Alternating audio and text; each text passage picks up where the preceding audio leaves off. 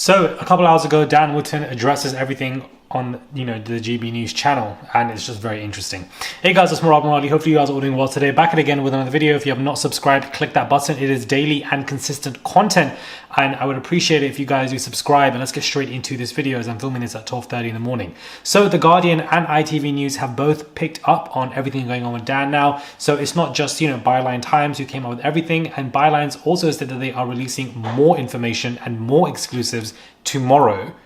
And it's going to get even more serious. So for those who are very quick to defend Dan, hold your damn horses. That's what I'm saying here, because we're dealing with somebody who has been accused of significant allegations. Now, he's come on to say this. And who has been on a campaign to destroy my life. His ex has been on a campaign to destroy his life, is what he's saying. In the past, he has written to me confessing to being a, quote, psychopath.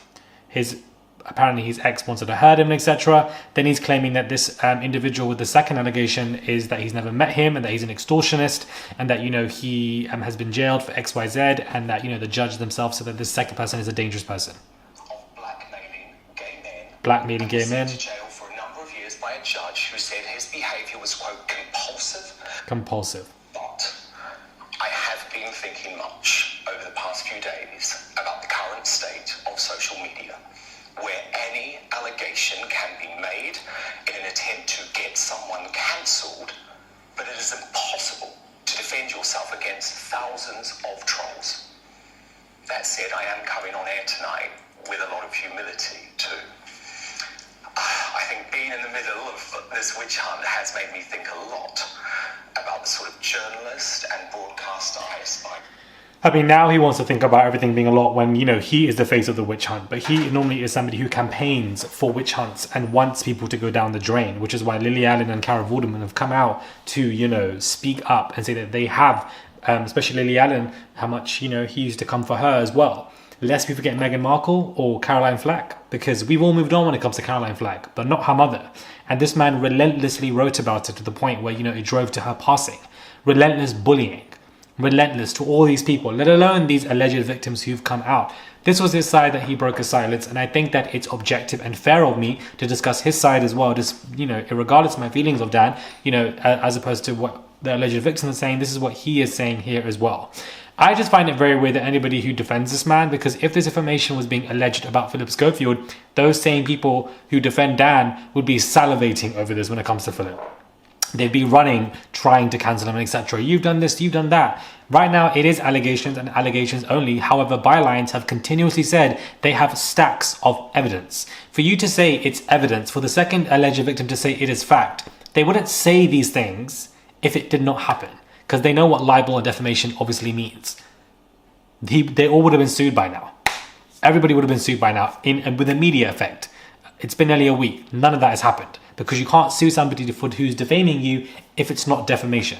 And that's what, I believe it personally it could be. And that's exactly what is happening here. He has broken his silence on GB News. And now it looks like the Daily Express has picked up on it. But they're picking up on it based on fighting back his tears. But they don't even discuss the victims. It's very odd how certain publications and corporations are not reporting on this. And it's like, how powerful is this man when it comes to the media? What connections does he have that, these corporations are not choosing to report on this? But when it was Hugh Edwards, when it was Philip Schofield, they were running wild, constantly wild. This same man said about Philip Schofield that these allegations, which they were about Philip initially, why is he on air? Why is he on TV? He should not be allowed to be on TV. It's exactly what Dan was saying about Philip. Why does that not apply to Dan? Why is Dan still allowed to be on air when it's just allegations? Because he said the same thing about Philip. So why is he still allowed to be on air? These are some serious allegations, like significantly serious allegations. And you would take them seriously if, it was, God forbid, your daughter or son who was alleging this about somebody. You would take it far more serious. I don't understand why people are quick to defend this man. I find it very bizarre. But people online are discussing it. He is trending #1 with hashtag Dan Wooton exposed. And someone said, and just like that, it's all his ex's fault and the fault of a certain publication hell-bent on cancelling Dan Wooton. It's entirely predictable that we are now in the play the victim, smoke and mirrors and selective denial phase of this saga, someone said. So seeing Dan Wooton play the victim is quite something. Given he is partly responsible for people taking their own lives, he also won't be happy until Markle does the same. Rotten hell, you vile excuse of a man. It looks like karma has finally gotten to you.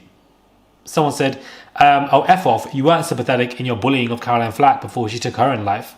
ITV News have also reported on it as well, via not only articles, but also via on the TV. Interesting. The disconnect between man complaining that he's being hounded with allegations when he's based his whole career on hounding people is quite something. And reporting on something is different. That's not just what Dan does. He doesn't just report on what's going on in the public. Reporting on public information and trending conversations, it's not hounding. There's a huge difference. What Dan does is he hounds, relentless, continuously, until that person can do no more. Meghan Markle and Caroline Flack are examples of relentless hounding. From a man to a woman. Relentless. That's different to the reporters that we see on TV, including Philip or Hugh or anybody else. They don't hound people. Not that I'm defending them, but in general, news reporters, commentary channels, YouTubers, whatever you want to call them, whoever talk on trending stuff, that's just reporting on what is going on, adding an opinion. This man continuously hounds relentlessly. This is his story. He's broken his silence, and this is what he said on GB News. Make of this what you will, whether you agree or disagree, whether you want to remain impartial at this current moment of time, because they are only allegations at this moment of time. But I think it would speak volume of somebody's character if they don't choose to side with the victims currently. Because, that's what you would do when somebody comes out with an allegation of being drugged and R-worded. I don't understand. Him also bringing up this second person's past is also very manipulative. Because where is the correlation between his past and what he's accusing Dan of? Because we could also say the same thing for Dan. Surely Dan is the one who did it. He's not lying. He did drug an R-word this person, because Dan's past is bullying people.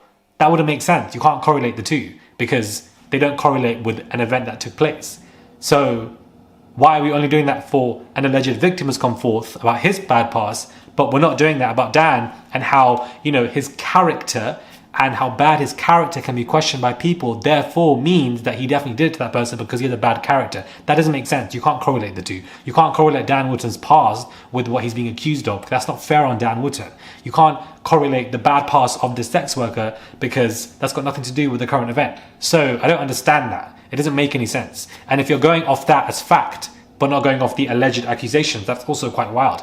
I just don't think people are actually taking this more serious than I expected, and I just find it to be very confusing. I am dumbfounded that somebody has come out with a significant drug R-word allegation. Not only that, but X and other stuff, then 3 more people via another article, and which are coming out with even more tomorrow, yet there is still a space I'm seeing online where people are defending Dan. It is absolutely beyond wild to me that people are defending somebody where multiple alleged victims have come forward. So all of them are just lying. Every single one of them have come together to lie. It's basically what is like, what the hell? Because if it was Hugh Edwards or Philip Schofield, everybody would be running wild. Like, the moral hypocrisy here is wild. The reason why I'm so passionate about this is because not only have I experienced significant drugged and R-worded by grown men, significantly and whatever, but it's also the basic human decency thing to do, to stand by somebody who's coming forth with such a significant traumatic story. Remaining impartial is absolutely fine until evidence is to be seen, but the moral thing to do is to stand with somebody who is an alleged victim, which is what we all should be doing as human beings. I'm very confused that there is that space of people defending him and etc. It doesn't make any sense to me. Like, I don't understand. This person has been accused of abusive or harmful behavior by 6 people, not just one, multiple people. He's come out to deny it completely when it comes to any criminal behavior. He said the ex is obsessed and etc. He's trying to ruin his life. It's beyond wild. Like, this is beyond wild. Whatever bylines is going to release tomorrow afternoon, it's going to get even worse because they say they have a lot more from different people coming forward. And that's the second part, which means there's a third part as well. All of this information can't be fake, because if this information is fake, bylines would be immediately, defunded because they would be sued ridiculously. They wouldn't put themselves in that position of risk. No article would. Let me know your thoughts are when it comes to this video, guys. Subscribe to the channel, click that button. It is daily and consistent content. It is very late in London right now, so I don't imagine anybody will be watching this video. But this obviously happened a couple of hours ago, and I just wanted to get out my Love Island review first before I discuss this. But it looks like, guys, tomorrow is going to be an equally busy day when it comes to content. Subscribe to the channel. I would really appreciate it. It's just one click, subscribe, and I'll catch you guys soon for another video.